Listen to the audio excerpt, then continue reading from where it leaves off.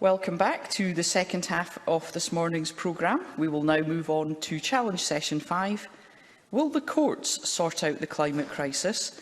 And what are the implications for the political balance of power? This panel will be an exploration of the new climate litigation landscape and legal innovations. I would like to introduce the first of our panellists for this session, Justice Antonio Herman Benjamin, a Justice of the Supreme Court of Brazil and Convener of the World Commission on Environmental Law.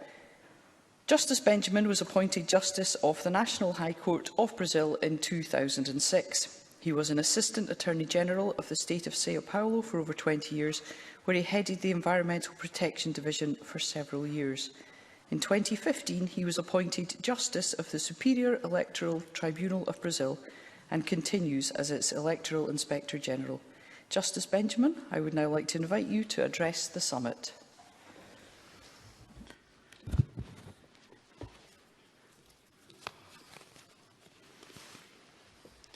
Good morning.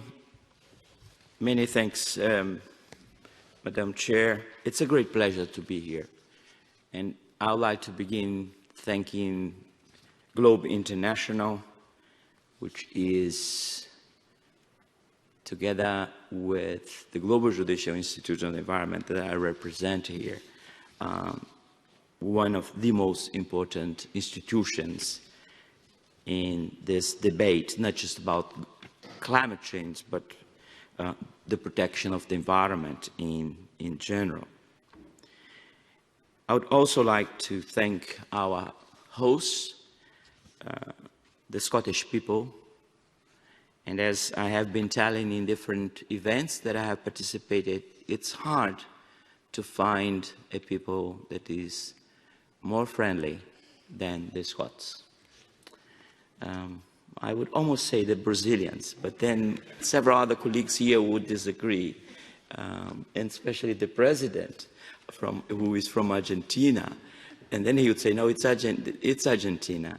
And each one of us think that we are the kindest, the most adorable of all people in the world. But the Scottish people is different. And I would like to begin with this personal note. Globe and judges, how did this happen? And in fact, the question should be, how didn't this happen before? Because legislators establish the laws, judges are the implementers of the laws. It's so natural, or it should be so natural, that we meet and we exchange views on the legislation that is in place or the legislation that is in the making. Legislators don't get feedback from judges on the legislation that they make. They get feedback 10 years later. 20 years later, when the jurisprudence becomes jurisprudence. That's not a terrible problem in other areas of law, like contracts, even areas more related to daily events, traffic law. But this is, or can be, catastrophic in climate change law, for many reasons. The first reason is that climate change legislation is done and is conducted in an unknown territory. I'll say something that will be just among us. I think we are all lost in this.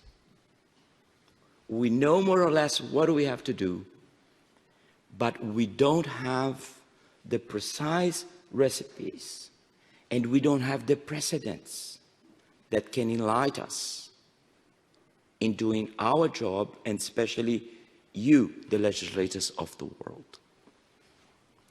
Second, and we can take this from our ordinary lives, whatever you do in a state of emergency, there is a great risk that you might do it wrong. And here, legislators will be legislating in a context of an emergency, a crisis. And third, legislators will be conducting their responsibilities, legislating at the local, the state, the provincial, the national, or even at the international level, with the concern of protecting not a particular constituency, but protecting the biosphere. It doesn't matter if you are in the Isle of Man, or in the Amazon, or in Africa, in the Himalayas, in the United States, and anywhere in the world. You are legislators of the world. Remember that. The bad news for judges is that we are also judges of the world. We were trained, and the constitutional provisions in every country that I see here were designed based on a concept that doesn't apply precisely to climate change. It is jurisdiction. My little territory. My side of the river. My little piece of the forest. My little segment of the glacier. My tiny portions of the desert.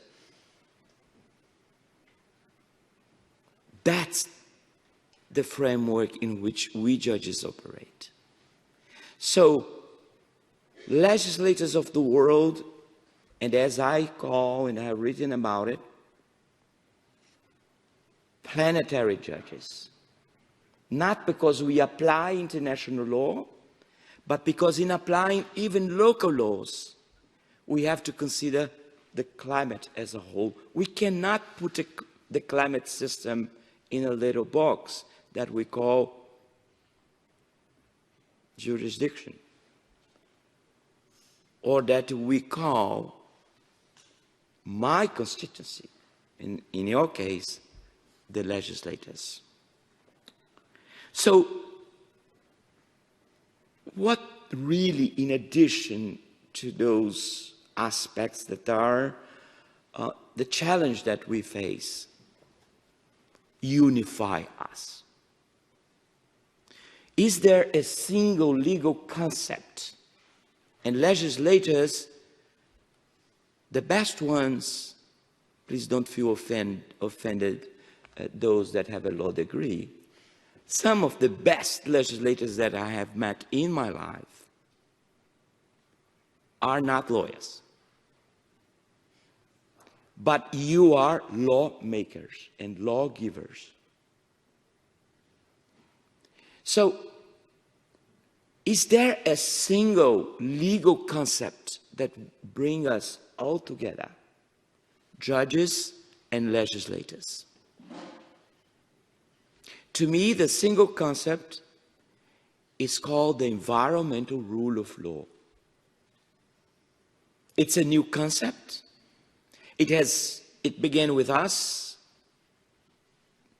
the judges and the environmental law professors, but it's now part of the international law vocabulary, and it has been recognized by UNEP in UNEA 5 or 6. So, when legislating on climate change law, you are not just dealing with climate change, but you are dealing with the rule of law. And the rule of law is a vague concept. But we can say when we don't see the rule of law. We can say clearly when in our country, the judiciary is not working because judges are not independent or they don't have integrity. We can say when the government is not working perfectly, there isn't a single concept of the environmental rule of law, but there are some pillars of the concept of the rule of law, and you are at the center of this debate in the global stage here, but in your own countries and regions. My last point is about something that legislators usually don't talk much about. You think, and then I will criticize the judges too. I have to be tougher with the judges, with us. But you think that your duty is to discuss, well, first to collect ideas, to discuss and enact legislation. Job done. Mistake. The job has just begun. Because a good legislator is one that follows the implementation of the laws that were enacted. Because laws are not enacted or drafted just to be there. The worst laws are the beautiful ones that stay in a box. We'll still have your signature there, your name, but you cannot really sleep well knowing that that piece of legislation was not able to achieve the goals that you had. And this is called compliance and enforcement. And I end with the criticism of us judges and the disconnect between us and the legislators. Because we judges all think, but this is changing, that our responsibility ends the moment we put our signature there. Even if the law is defective and we could easily inform Parliament, or even if the law achieved the opposite goal of what it was supposed to do. It happens. It's not unusual.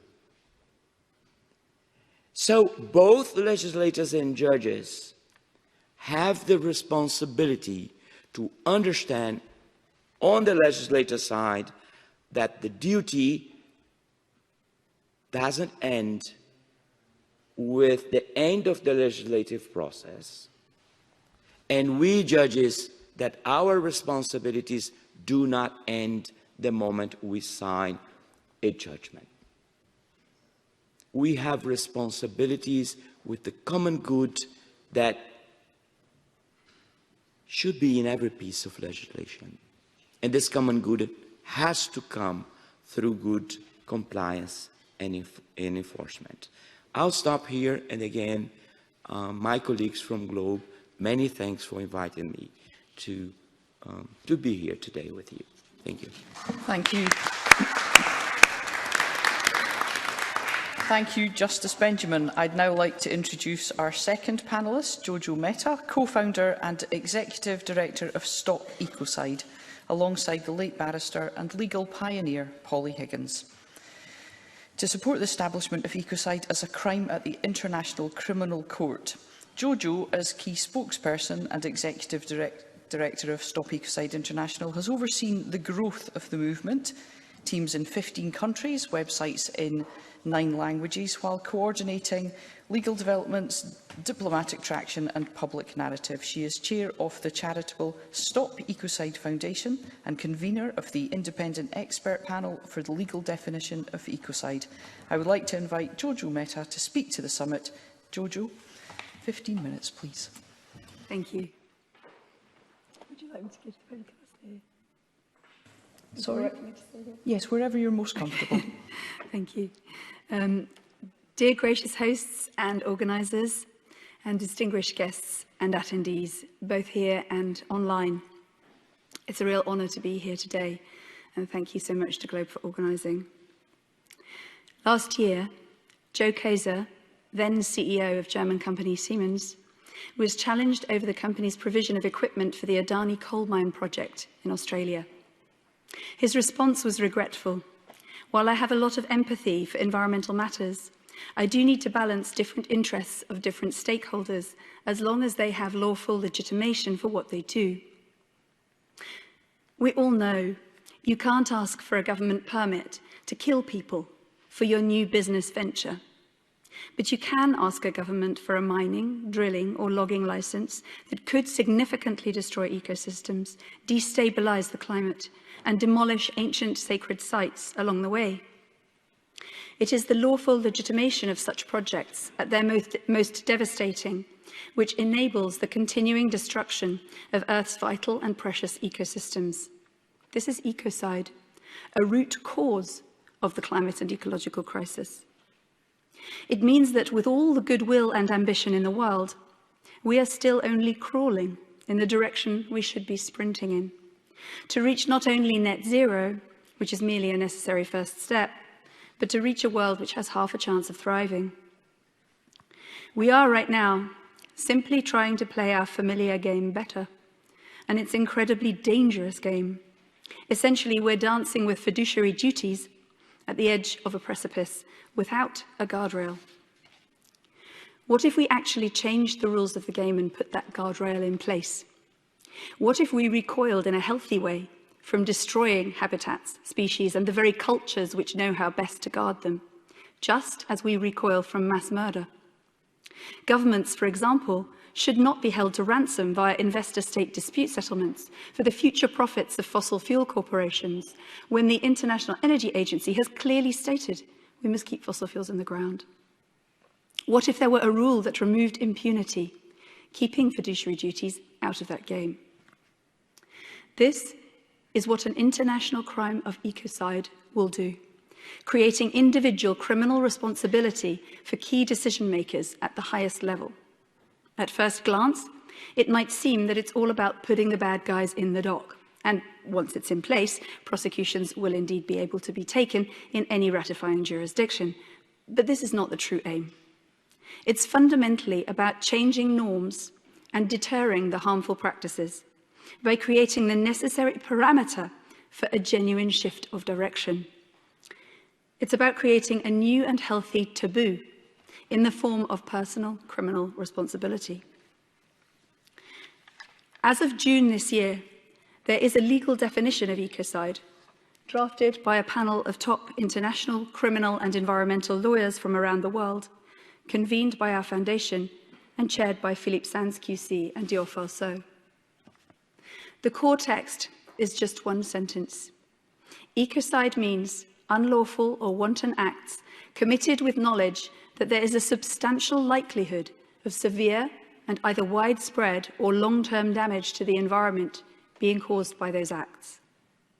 It's simple and clear, it's based strongly on legal precedent, and it addresses the worst harms while also taking account of and reinforcing existing laws that may vary from one jurisdiction to another. It does this by the means of the two thresholds contained in it. One addressing the severity of potential harm, and the second, the illegality or recklessness of the act or omission. Also, like some of the other crimes listed in the Rome Statute, it is framed as a crime of endangerment, not of material harm. Just as directing an attack against a civilian population is a war crime, regardless of actual harm to that population, so acts threatening severe environmental harm will constitute a crime in and of themselves when ecocide is placed alongside genocide, war crimes, and crimes against humanity. Which, when you think about it, is very sensible in the case of ecosystem damage, since we don't want to have to wait until half the planet is destroyed before working our way back to find who is at fault. Insurers, investors, CEOs and policymakers, and indeed the public at large, all know in our hearts that profound change is needed if we're to emerge from this crisis not unscathed. We only have to watch the news to see that it's already too late for that. but with a fighting chance of surviving and thriving. Which is probably why 16 member states of the International Criminal Court are already publicly talking about ecocide law at government or parliamentary level. Bangladesh, Brazil, Bolivia, Belgium, Canada, Chile, Finland, France, Luxembourg, the Maldives, Mexico, the Netherlands, Spain, Sweden, the UK and Vanuatu. The conversation is also active with our gracious hosts here in Scotland, as well as the European Parliament, the Nordic Council and the Interparliamentary Union. A number of other states are also in conversation on the subject, behind closed doors, even if they may not be ready to speak out yet. So it's clear, this law is on its way. Insurance executives and political advisors are already telling us they know it's coming. They just don't know exactly when. We estimate that states could be ratifying it within 4 or 5 years. And while that may seem slow, when we're aware of the terrifying apocalypse of fires and floods already unfolding, this time is needed to prepare for its arrival because the implications will be broad, and necessarily so. Ecocide law is not a distraction from other more immediate actions addressing climate, legal or otherwise. All those other actions are deeply supported by its very approach. This isn't about tinkering at the edges of how many toxins can we use without breaching regulation. It's about genuinely levelling the playing field, protecting life, and empowering practical and positive change. It's a long overdue health and safety law for the planet. Our collective work is now to welcome it for the lifeline it quite literally offers, and to do this by preparing the ground, both legally, in terms of increasing training, knowledge, jurisprudence and research in areas of environmental harm, improving regulation, and strengthening enforcement of existing crimes, and in collaboration with the corporate world, regarding the adaptations to method and scale that will be required in practice to bring human economic activity back within a safe operating space. And by the way, the corporate world is already starting to call for this law. Just 2 weeks ago, the International Corporate Governance Network, a network of global asset managers, including names such as BlackRock and UBS, included in its statement to the COP26 presidency a recommendation, and I quote, to mandate regulation and collaborate internationally to criminalize ecocide. Much of what we need to move forward in a new way is already available. Renewable energy, circular economies, regenerative agriculture, and so on. Now it's time to activate and prepare for a law that will actually support these solutions, and many more besides. In a few short years, I believe the Mr. Kaisers of this world will be answering differently about what is covered by lawful legitimation, and they, and our planet, will feel much better for it. Thank you.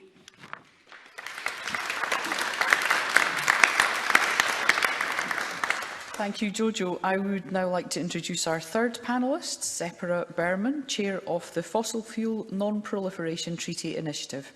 Tzeporah has been designing environmental campaigns and working on environmental policy in Canada and beyond for over 20 years. She's the International Programme Director at Stand Earth, an Adjunct Professor of York University Faculty of Environmental Studies, and works as a strategic advisor to a number of First Nations, environmental organisations and philanthropic foundations on climate and energy issues. Tzeporah, I invite you to speak to the summit.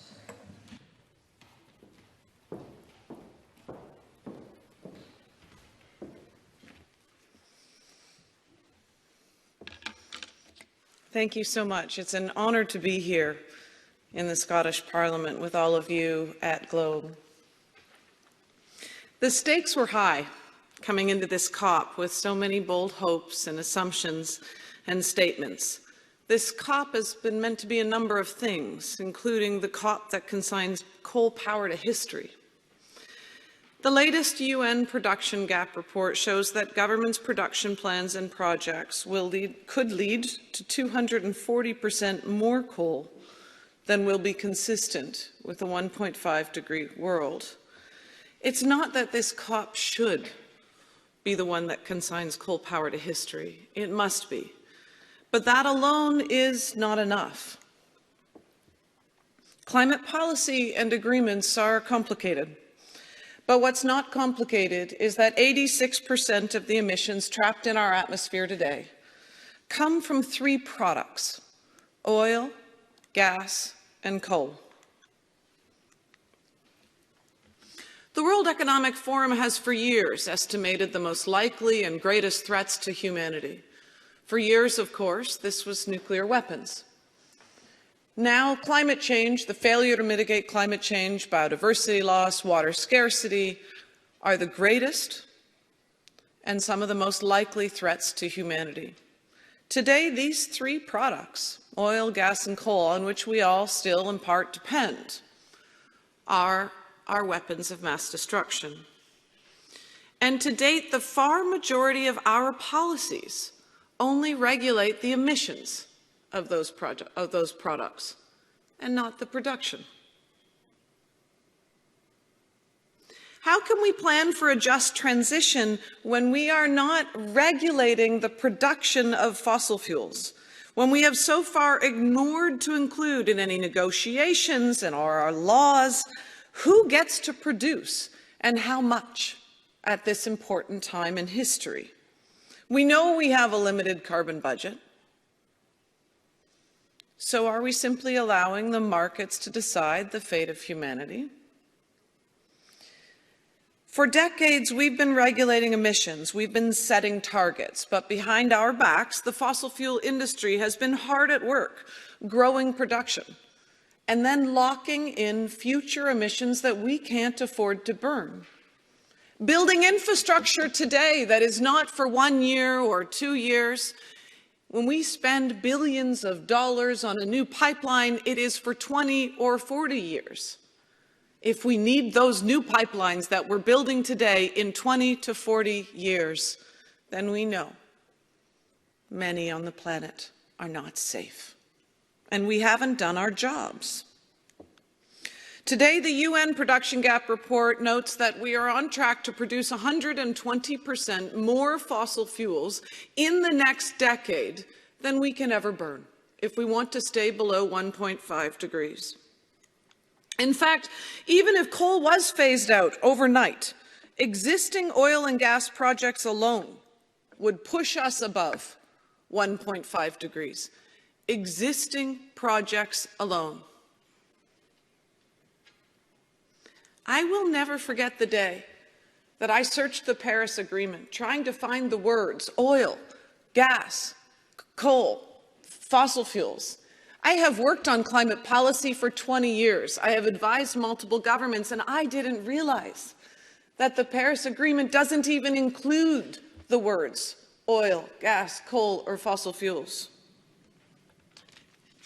They don't appear once in the world's climate agreement. The fossil fuel industry has been successful in making itself invisible.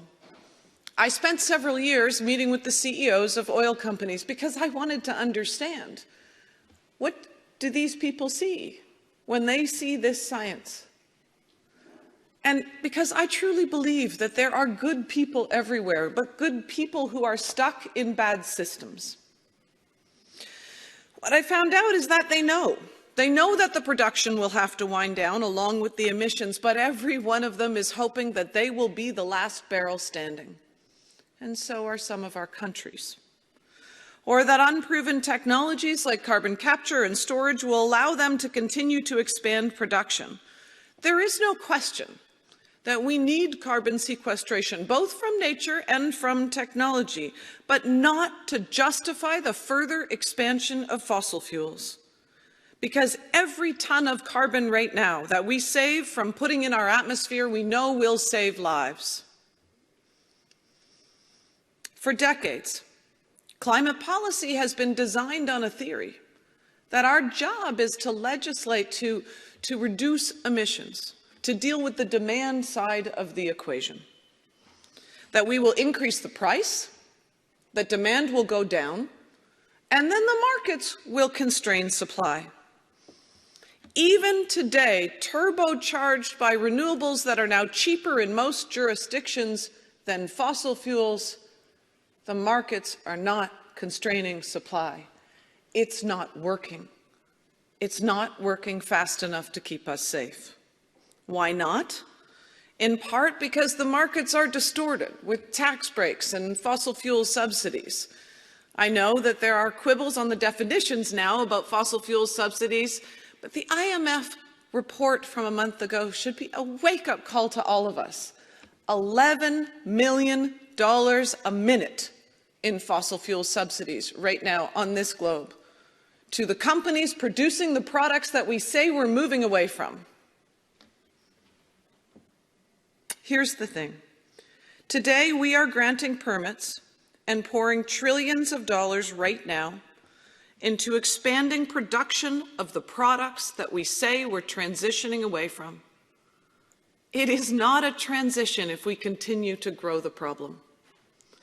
This year, the IEA and the IPCC both concluded that if we want to stay below 2 degrees, we must stop expanding fossil fuel production and emissions. The wind down must happen now, no new projects. So let's be clear, we already have enough fossil fuels. We already have enough fossil fuels either under construction or in the system for the world while we wind down to a cleaner and safer future. So how do we plan carefully for a phase-out? What kind of laws? What kind of agreements do we need to address production? How can we quickly deal with this gap in our theory of how to address climate change? Because right now, the world is spending its intellectual, its financial, and its technical capital to dig up stuff that we know we can't burn, or it will burn us. A year ago, a group of academics, scientists, lawyers, advocates, and former diplomats came together to launch the Fossil Fuel Non-Proliferation Treaty Initiative to create the missing framework for constraining the supply side of fossil fuels. First, stopping the expansion, and then carefully reducing production.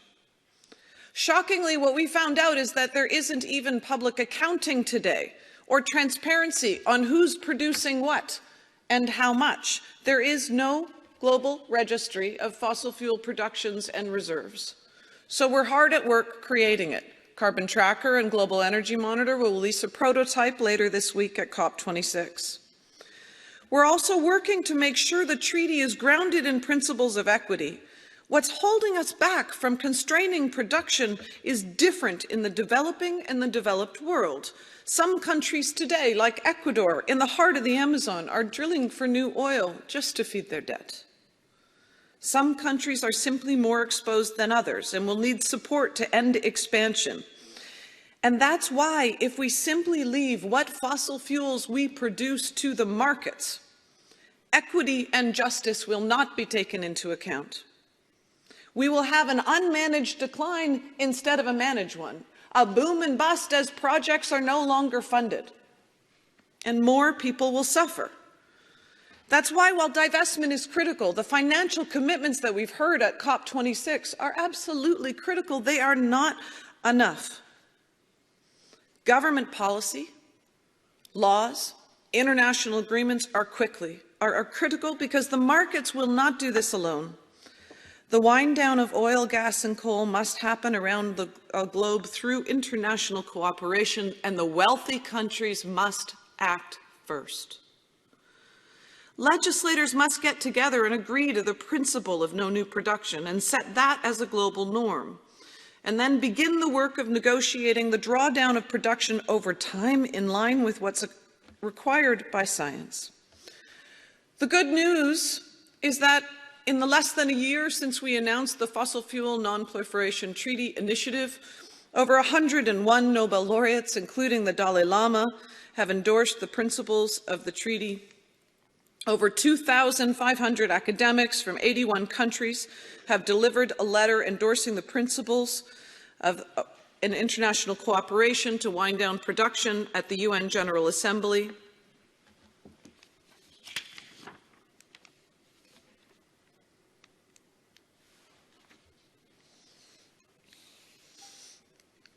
Cities from around the world have begun to pass motions endorsing the treaty. Barcelona, Los Angeles, Vancouver, similar to nuclear non-proliferations when cities had to take a critical role. Over 800, 900 now, civil society organizations on every continent are now calling on their governments to negotiate a fossil fuel treaty to wind down production. The theme of COP26 Legislators Summit is accelerating climate action and delivering a green, fair and resilient recovery. We know that a practical pathway exists where there are no new fossil fuel projects. Existing projects are phased out, emissions are kept within a 1.5-degree budget, and energy access becomes universal, all while using existing and increasingly cost-competitive technology. The hurdle, as we've heard here at the summit, is no longer economic nor technical. Our biggest challenges are us here in this room working together to make it happen. We can and should act now to regulate fossil fuel production decline, but the exciting news is many of you are. The 20 parliamentarians from the Global South, Malaysia, Philippines, Costa Rica, Rwanda, many other nations, have initiated a global sign-on call for new international commitments and treaties that would complement the Paris Agreement to stop expansion and wind down production. Their demands are now backed by over 150 parliamentarians from 25 nations, including many here in this room, including Senator Galvez and Caroline Lucas, who we heard from yesterday. We thank you for your leadership. This work is difficult. It's hard to see past the systems we have. It will take courage. But the incredible thing about courage is that courage is contagious. The more we act, the more other people will act. By stepping up, you will inspire other parliamentarians to take on these difficult issues, and together you can make enormous change. This Wednesday, the parliamentarian letter will be released and launched at COP26. I hope you will join them. I know that some of you are thinking a treaty is unfeasible. It's too big. It's going to take too long, that we don't have time to negotiate something new like this. The same was erroneously said about weapons treaties. I think the answer is that we don't have time for more of the same. A fossil fuel treaty will help us wind down fossil fuels. It's one of the key missing pieces in our fight against climate change. It will both complement and help us achieve the goals of the Paris Agreement. It is a bold new idea, but at this moment in history, we need bold new ideas. Thank you. Thank you, Tzeporah. I would now like to introduce our final panellist, Justice Syed Mansoor Ali Shah from the Supreme Court of Pakistan. And I'm hopeful that Justice will be able to join us online.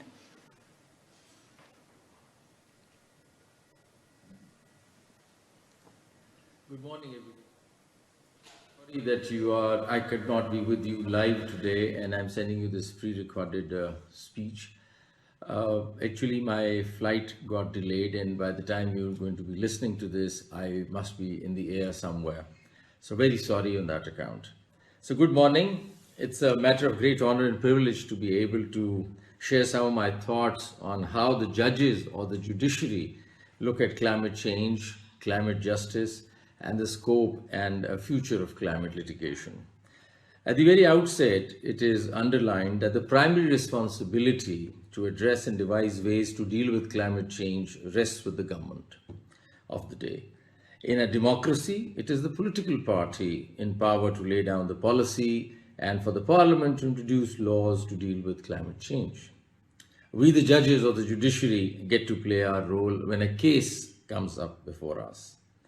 No matter how proactive our approach, our jurisdiction has to be invoked by a concerned citizen or a robust civil society. Judges are not elected by the people and thus have no political constituencies or political interests to watch for. Their oath is to uphold the Constitution, which means to uphold the fundamental or the human rights of the people. Neutrality and impartiality by design leaves the judiciary as the only institution that can effectively advance the cause of human rights, irrespective of the fact that it is against the vested interests, government policy, or even upsets the political balance of power of the day. Using the creative tools of interpretation, the ever-evolving international environmental principles, and a focus on progressive advancement of human rights, the courts have made a difference and made innovative strides in developing climate jurisprudence that promises hope. Initially, our courts evolved a rich jurisprudence on environmental justice, which revolved around penalizing the polluter and curbing pollution, largely a localized issue with an ascertainable polluter. The equation totally changed, however, as we moved on to climate justice. For a country like Pakistan that suffers at the hands of climate change and contributes negligibly towards climate change.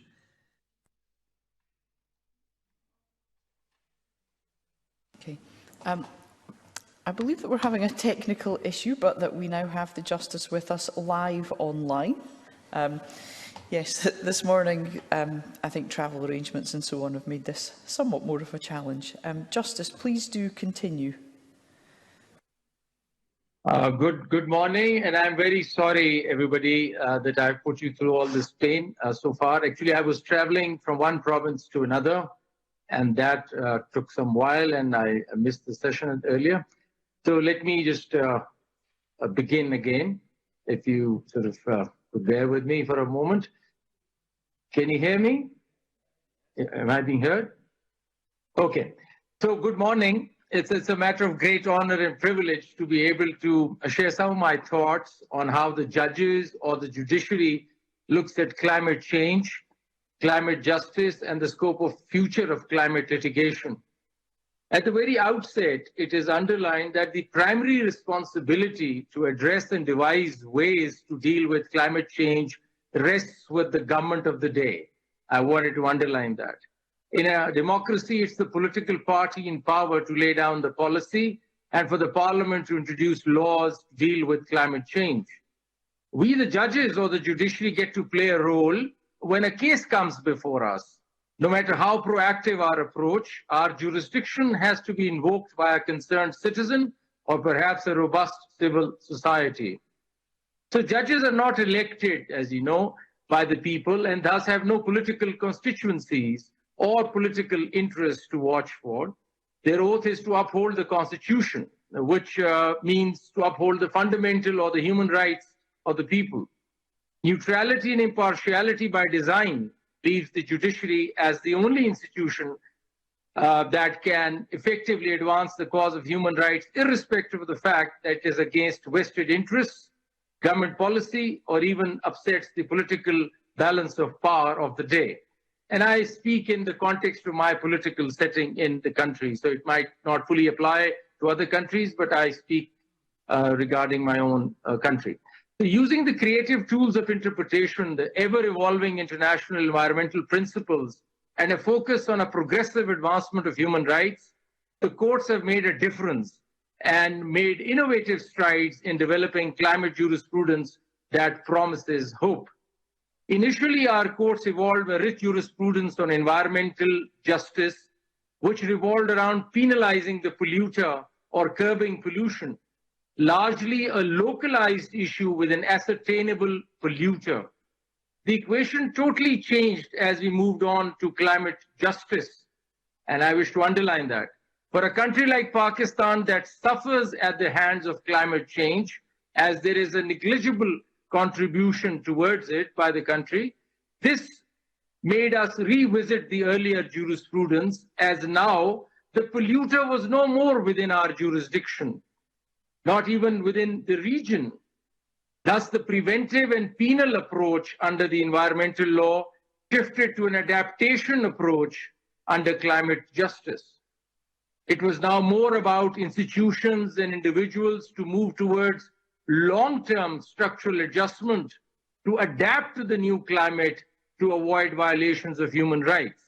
Courts in countries like ours have less of a focus on mitigation, but more so on adaptation. Courts have been the first ones to understand this new reality.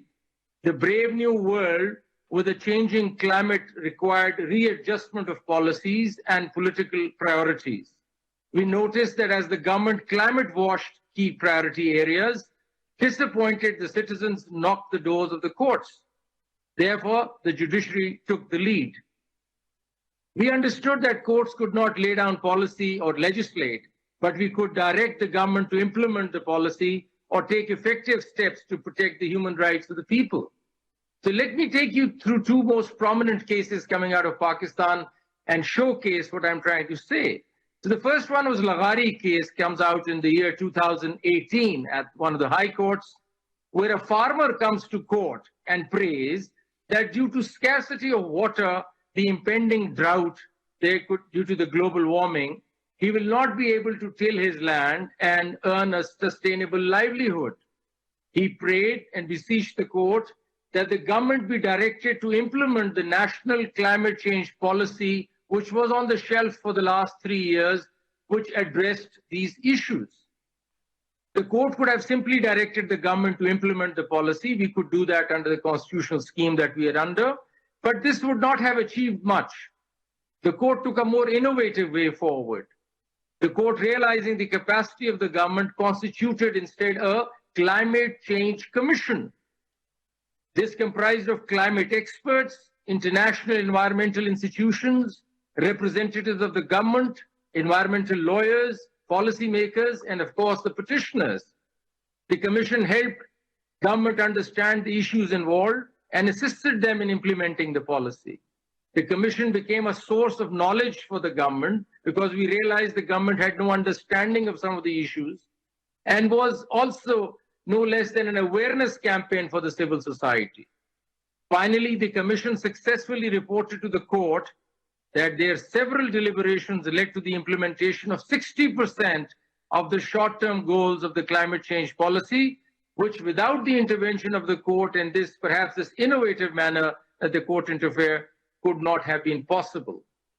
So we moved from environmental justice to climate justice, and the court held that climate justice links human rights and development to achieve a human-centered approach, safeguarding the rights of the most vulnerable people and sharing the burden and benefits of climate change and its impacts equitably and fairly. So under climate justice, the court has to embrace multiple new dimensions and attend to them, like health security, food security, energy security, water security, human displacement, human trafficking, and disaster management, just to name a few, which were never heard of while we were doing environmental justice, because it was, if I were to say, quite a linear way of doing things, but number of dimensions were added the minute we entered the climate debate as judges. So while mitigation can still be addressed by environmental justice, adaptation can only be addressed through climate justice, where the courts help build adaptive capacity and climate resilience by engaging with multiple stakeholders. So the whole scope of work that the justices now do is far more than we were to do while we were doing environmental justice. In another case called the DG Cement case, which came out in 2021, this was a case where an existing cement plant wanted to expand its facility, and the government refused to do that because the area was water scarce. And as you realize and know, that cement factories are water guzzlers and require a lot of water.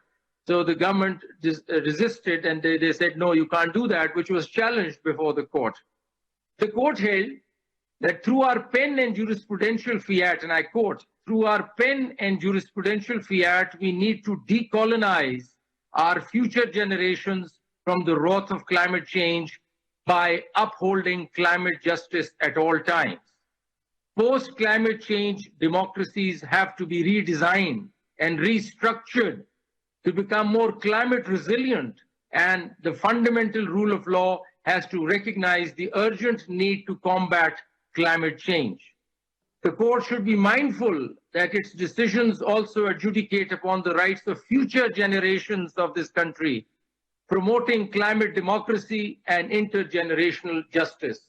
So that's what came out of that case, and the court upheld the government's decision that no, the cement plant cannot expand its facility because of water scarcity, but we linked it up with the climate change issue, saying that every policy that the government now decides or comes up with must be climate resilient. So the courts can push the governments to come up with policies to effectively deal with climate change. They can direct the climate resilience and best adaptive policies be incorporated into any future development plans.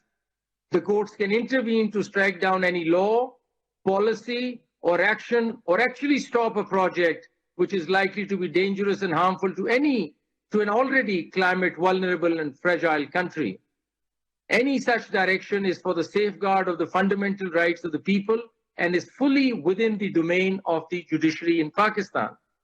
The judiciary does not step on the toes, pace, and jurisdiction of the executive or the legislature. They continue to perform their role under the Constitution, and therefore there is no issue of upsetting the balance of power. To us judges, there is no conflict between environmental protection and development because our answer would be simple: sustainable development. We remain clear that we must restore, repair, and care for the planetary home that we take care of, that will take care of our offspring, for our children and our children's children, and all those yet to come. We must love our rivers and mountains and reconnect with the long and life-giving cycles of nature. In the end, we hope that with our repeated interventions, that's of the court, that the government and policymakers will be guided and instructed to move in the right direction. Thank you very much.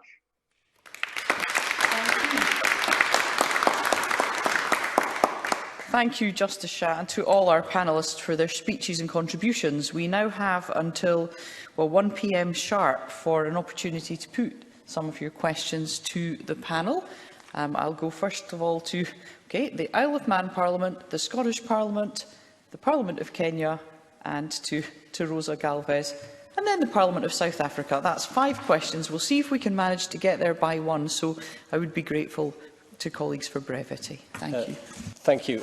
I would, June Watson from the Isle of Man, but also representing the Commonwealth Parliamentary Association Small Branches Network, and it's that particular hat that I'd like to come back to you on your presentations and ask you to reflect on them through the lens of the small nations of the world and the smallest, especially island nations, countries potentially where they may not be big enough for Ecocide, or where perhaps potentially in places like Tuvalu, domestic effort alone will not prevent the extinction of their country. In terms of the transfer away from fossil fuels, in terms of, we are talking here about systems and infrastructures that are matters of the past, and we're talking about fuels that often have to be imported into countries and the challenges that are faced there over and above those of larger nations. And perhaps then to the justices, small jurisdictions have to be acutely sensitive to the separation of powers. So the point that Justice Benjamin made about providing that judicial feedback, I would wonder if that's actually harder in small jurisdictions where those distinctions must be preserved, but also in terms of perhaps Justice Ali Shah, the disproportionate imbalance in small jurisdictions between where governments themselves are small but disproportionately powerful to the individuals who might seek to challenge those those issues. So perhaps a little something for everyone there, but really looking for some advice on the basis of the small country aspect of your presentations. Thank you.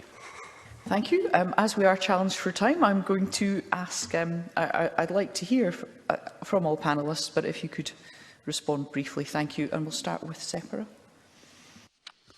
Thank you. Well, just on the issue of leadership, I think what's really important at this moment in history is that, social change isn't linear. It happens because of leadership. And so I think the statements made by all countries, big or small, are critical. And if you look at many of our treaties that were born in history, small nations did matter, especially small nations coming together. And so it doesn't just have to be the big nations who are currently producing most of the supply that start a treaty. In fact, in history, that's not how most of those happened. And I think that the journey towards a treaty matters. So any statements in support or endorsing of are going to create new bilateral and multilateral discussions in terms of the infrastructure in the Isle of Man and other small nations. I think what we know now and what we have capacity for, we know that every region has the capacity for solar and wind, and increasingly geothermal and tidal, and for buildings, for heat pumps and passive solar. And I think it's critical that small nations are supported in order to have distributed, cleaner energy systems, and that they're designed in place to matter for that place. I mean, every region, in terms of the makeup of how we replace fossil fuels, is going to be different depending on the geographical makeup. Thank you. If we can pass to Jojo. Yeah, I would say that in regard to bringing Ecocide law into place, actually the small island states have been absolutely key. Because they're the vulnerable, the climate vulnerable, who are going to be going underwater fast, and who are actually considering different kinds of legal approaches, from the loss and damage type aspects and climate litigation type side of things to new parameters like Ecocide. And it was Vanuatu and the Maldives who were the first states to call for this officially at the International Criminal Court. And what's great about that forum is, like the UN, it's a one-state, one-vote system. Unlike the UN, it doesn't have a Security Council with a veto. So the actual practical power and impact of those small states, and especially when they come together, is very important and potent. Thank you. If I can go to Justice Benjamin and then to Justice Shah. Well, many thanks for your several questions. In fact, I'll reply in a very short manner to the question that you directed to me, so I can say something about Ecocide.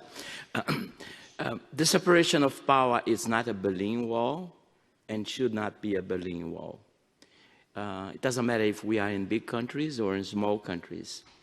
We, the judges and legislators, usually know each other. We talk a lot among us in informal settings, in social settings, and that's the problem. We should do it in an official manner.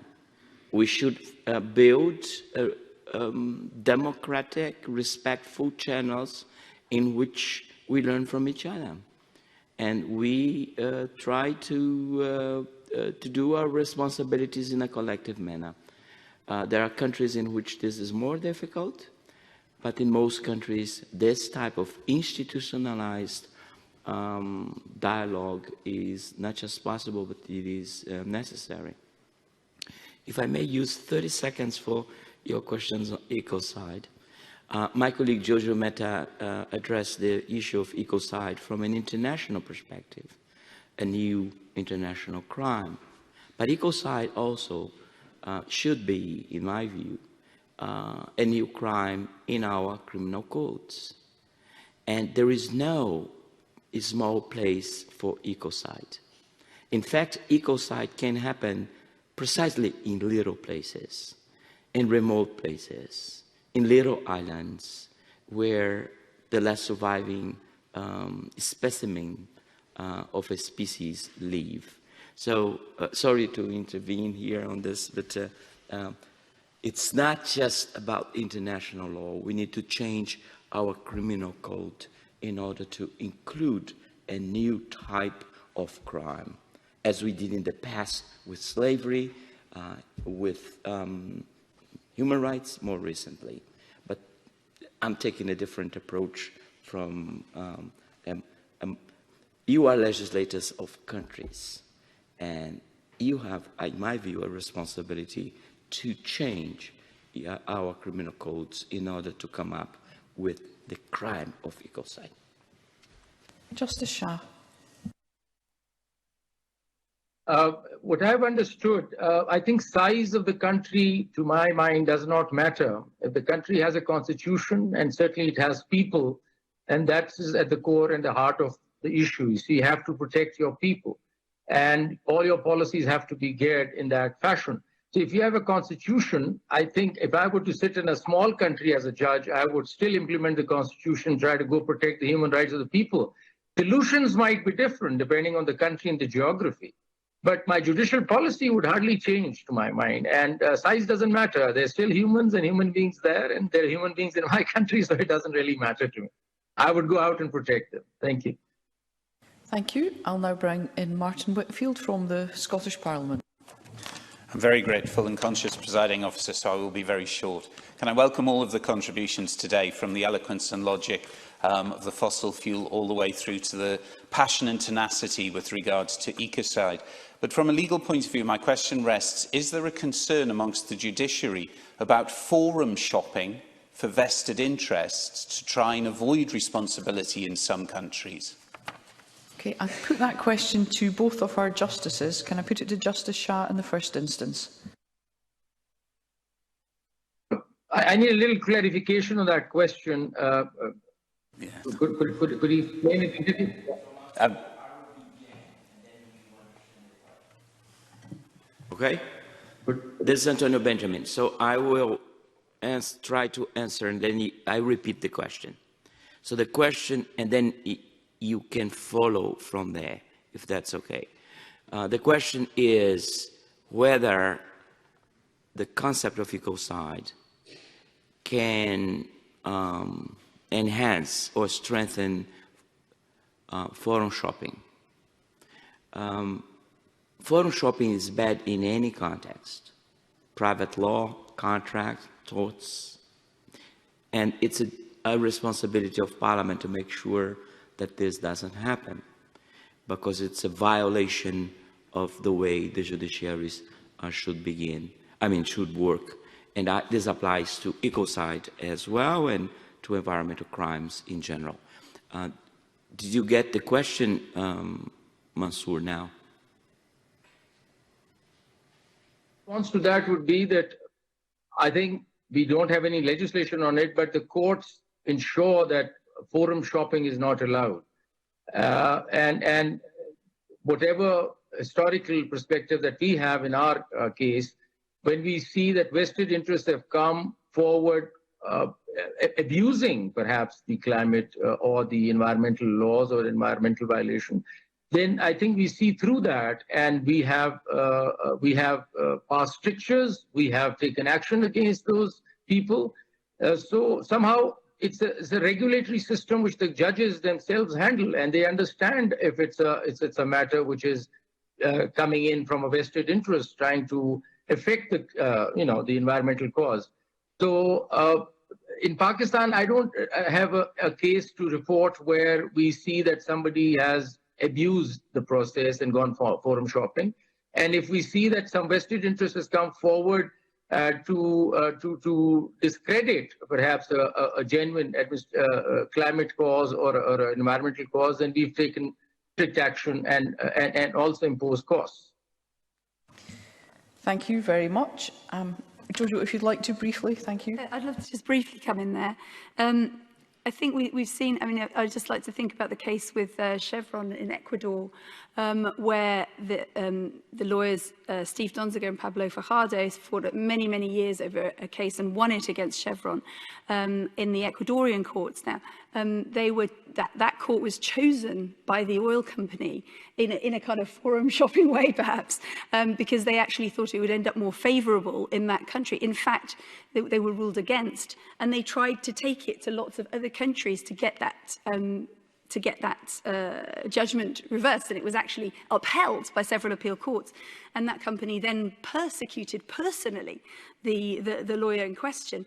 And what I would just like to drop into that mix is, had a crime of ecocide been in place at that time, once a law that actually prohibits a certain level of damage, or the threat of a certain level of damage is in place, then such situations I feel would be harder to arise. I'm not saying that they won't arise, of course, but I think it would make a huge difference. And one final point about the national and international. I'm actually completely with Justice Benjamin that, of course, it's ultimately going to be national laws that actually enforce ecocide. But one of the reasons that we aim for the International Criminal Court is that it's the only global mechanism that does directly access the criminal jurisdictions of all of its member states. So if you make a crime there, you have to include it in domestic legislation. So given our timescale, that feels like quite an effective way to approach a new ground rule across many jurisdictions. Thank you.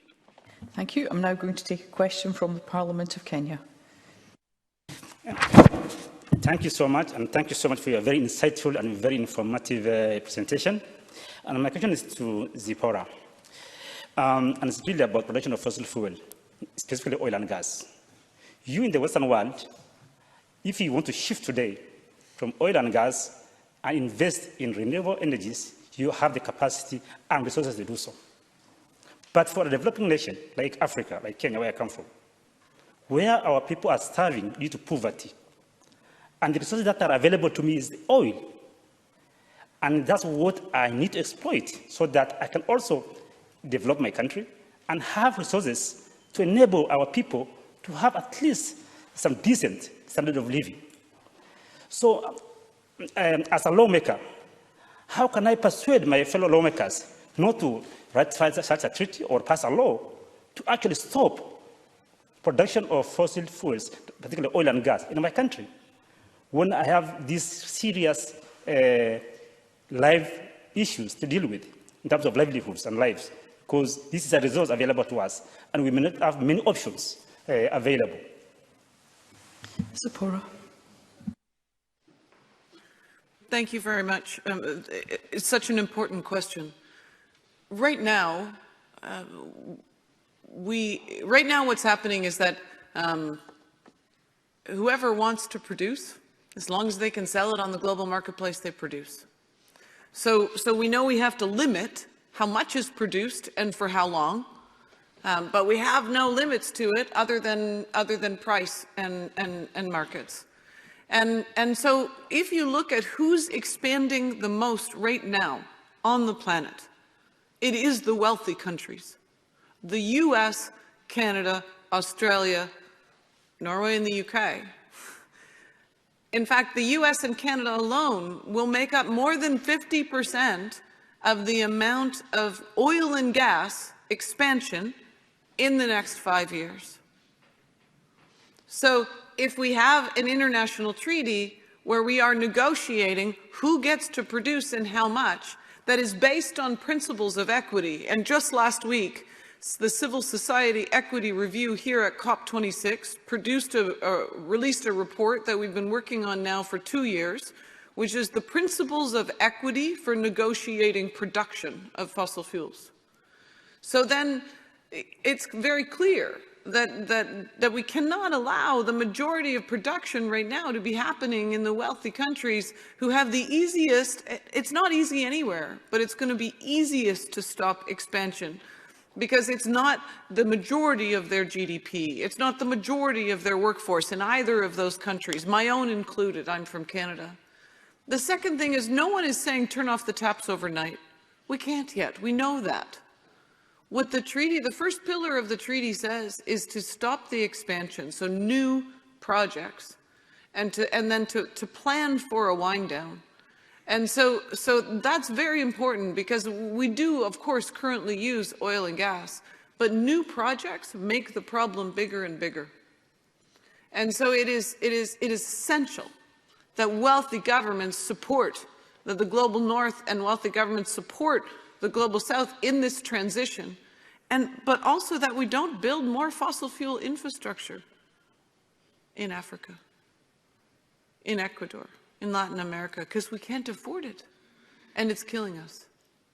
And if the people of your country have the support that they should have, because of equity and justice issues, you know, we know who put the carbon in the atmosphere that is trapped today, that is smothering the earth, and it's not your country. And that's why we need countries here at COP26 to step up to the plate and fill the gap of the $100 billion pledge that they made, and to increase ambition on loss and damage for vulnerable nations. We need those things to happen at the same time. No one is suggesting that a treaty would replace the Paris Agreement, that a fossil fuel treaty will complement a Paris Agreement, and we have to stop avoiding the issue now. Thank you. Two final questions. I'm going to Senator Rosa Galvez first. Thank you, Madam Johnston. So, thank you very much to the four of you for your moving words and sharing your knowledge. I will remember words of Justice Antonio Herman saying that the best lawmakers were not necessarily lawyers. Thank you for that. When I reflect about all what you said, it is, again, you know, the cause effect and an approach to solve this link between the cost, the oil and gas, the coal, and the effects, the ecocides, the respect of human rights, the balance of 4 of the 9 planetary systems that makes hospitable this beautiful planet Earth. And reflecting, I want to say, are we naive? Because we know that one of the reasons because we are in here is because the balance between powers are so disproportionate and disbalanced.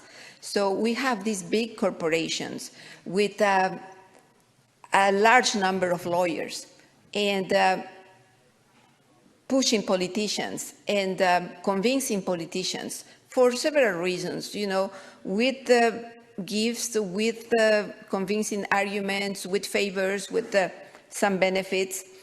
And so at the end, and I know you haven't talked about this, and so that's my question, is that what do we do here with ethics? What do we do here with lobbying acts that will, you know, put some order and level some playing fields? Because we see the young people in the streets, but they cannot pay lawyers as the big oil corporation does. I come from Canada, and I know that at the point they had 20 lawyers lobbying politicians. So what can we do about that? Thank you. I can see that Jojo is very keen to answer this question, so I'll put it to Jojo and then to Justice Benjamin. Thank you. Thank you so much for that question. I would say, to the, you know, are we naive? No, I think we have a strong awareness that there are vested interests all around the world. I think what we're seeing is a massive change happening, and it's not happening from the centre, as big changes rarely do. And I think Tzeporah pointed that out when she was talking about the influence of the small islands in smaller countries and treaties in the past. What we're seeing now is actually the difference that those youngsters are making is actually huge. And I can say that from our personal experience with what we're doing with Ecocide. We've been talking about this for 10 years or more. And it's only in the last couple of years, particularly the last year and a half, that this conversation has been landing in the mainstream. And we would say that one of the key reasons for that is precisely that movement of young people, alongside other grassroots mobilizations such as Extinction Rebellion, the Sunrise Movement, Stop the Mangamizi in Africa, many over the last couple of years who have taken to the streets about climate change and doing something about these issues. And what they've done is they've opened up that conversation in the media and in politics so that you know, what we're doing can land. And effectively, the big oil and gas companies, for example, we often get asked, you know, what are the big, who's obstructing you? You know, who's getting in the way? Where's the pushback? And interestingly, you know, the oil and gas companies have spent, you know, 30 years greenwashing, you know, gradually trying to make themselves look greener. They're not now coming out and saying we don't want a law of ecocide. That would wreck 20 years of PR, 30 years of PR. So the weird thing is that although there probably is opposition behind the scenes, we're not seeing it, and we're not seeing it in public. And there's a reason for that. And that greenwashing is happening for a reason, because the public mood and the moral imagination of the public, the discourse is changing, and it's changing very fast. So I would say that, you know, with all the awareness of, you know, problems of corruption and so on, I see a real kind of positive shift happening right now. And we've seen that in how what we're saying has been received. And now, I mean, I don't think I've ever spoken to someone that thinks it's a bad idea to criminalize serious harm to nature. I mean, nobody. I mean, it's just that it hasn't been able to land in that sort of cultural consciousness until now. And that is very much directly due to the youth movement and others like it. Thank you. Justice Benjamin. Well, very quickly, as my colleague Justice Mansoor Shah mentioned, access to justice is crucial. But access to justice is a remote concept if we don't give substance and meaning to it. It's not just opening the doors of the courts. It's also making sure that the court system works with integrity, with fairness, and making sure that people are treated equally. And this requires parliaments, legislators like you, to put in the civil procedure codes and legislation means to control the abuse of power in the courtroom. We tend to think that the abuse of power in the courtroom is because you have a rude judge, a super powerful judge. No, the worst abuse of power is when the parties are treated unequally, and that's a duty, in my view, of Parliament.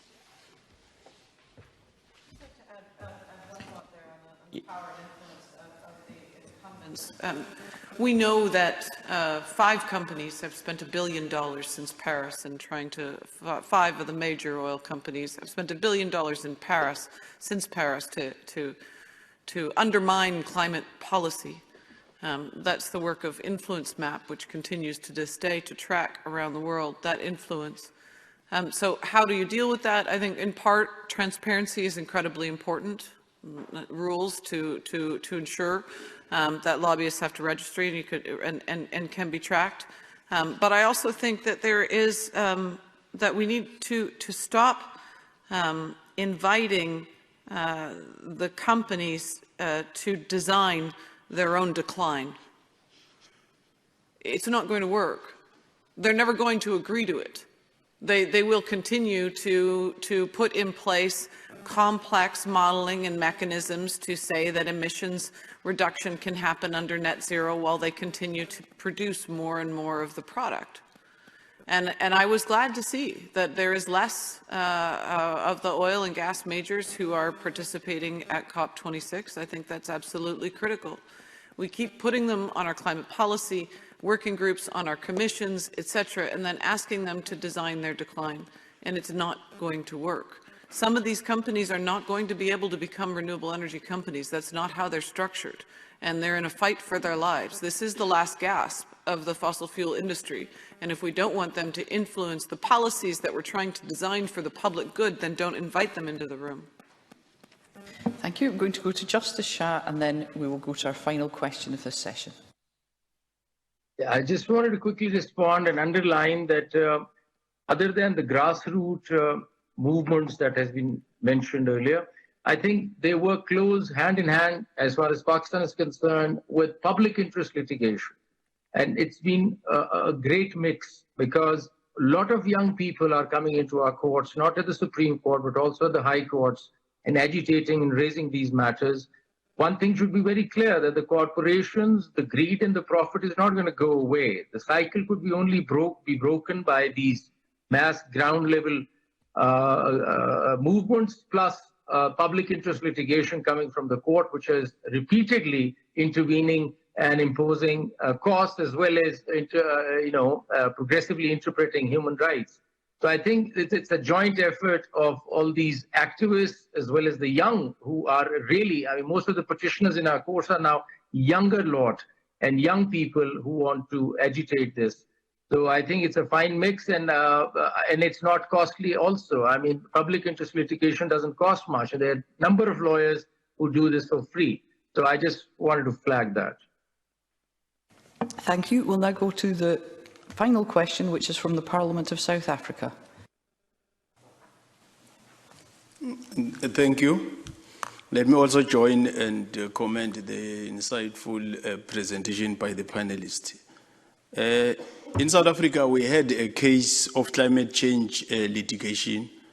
It was related to the exclusion of the impact of climate change from the process of the environmental impact assessment process. And the NGO took the case to court. Fortunately or unfortunately, they won the case. The relevant department lost the case. The department was instructed by the High Court to make sure that they include climate change impacts in the environmental impact assessment.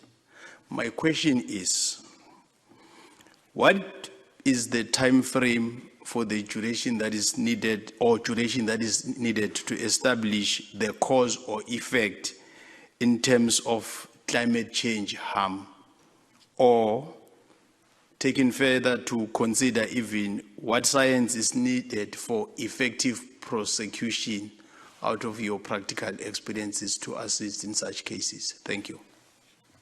Okay, I'll go to Justice Shah first, and then to Tzeporah, and then to Jojo, and then to Justice Benjamin. Thank you.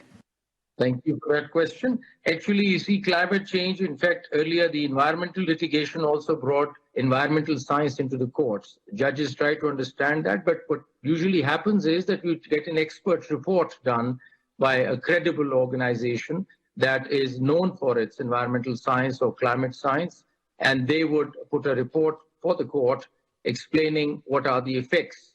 And so that could be challenged by the other party if they wish, but that is how the court relies, because the judges are certainly not experts in the area, even though we want to try to understand, and we have to.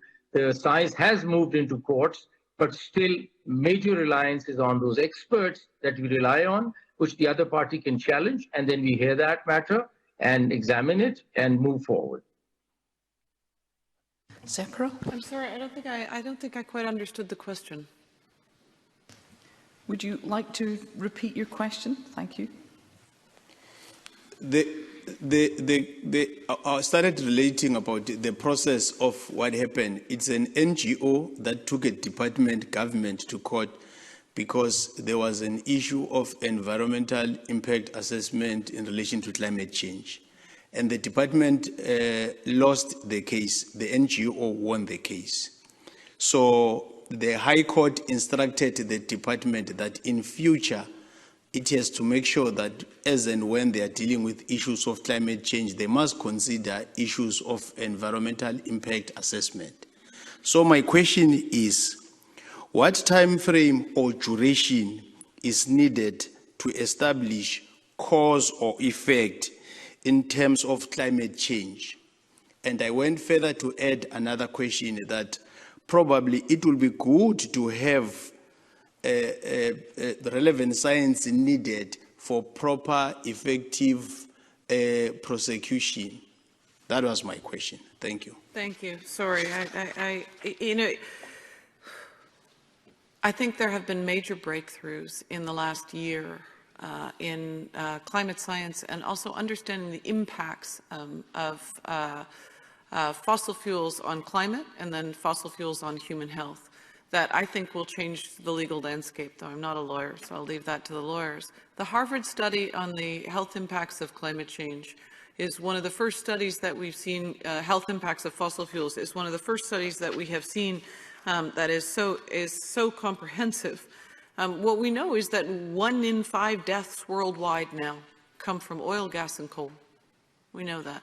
And we know that 86% of the emissions trapped in our atmosphere come from oil, gas, and coal, and are causing climate change. So that is direct causation now, which we just didn't really have before. It was obscured in the science, and I think we've had a lot of breakthroughs in the science that I think will have a significant impact.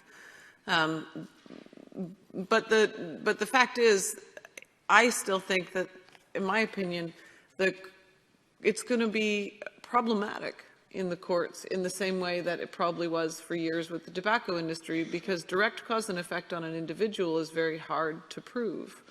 And the fossil fuel industry has enormous money and lawyers to throw at these questions. But I'll leave that to the lawyers to answer. Jojo? Thank you. I mean, I'll just answer in the context of Ecocide specifically. Firstly, to look at, in the very concise definition that emerged earlier this year, it is phrased as a crime of endangerment. So in the same way as, if you direct an attack at a civilian population, that's a war crime, even if the population isn't harmed. The same would be true of making a decision effectively that threatens severe or widespread or long-term damage. So in terms of a time frame, you would not, you're not looking at you're looking at the existing knowledge of what that decision could entail, and as Tzeporah was just saying, there are that body of knowledge is increasing all the time, and so there's that sort of putting the decision making or the act effectively against that level of knowledge is what will create the criminality. And so in terms of what science is needed, that science is constantly being improved upon and increased. And also one also could be looking at the personal knowledge of the individual in question. And that brings me to the second point in answer, which is about individual criminal responsibility.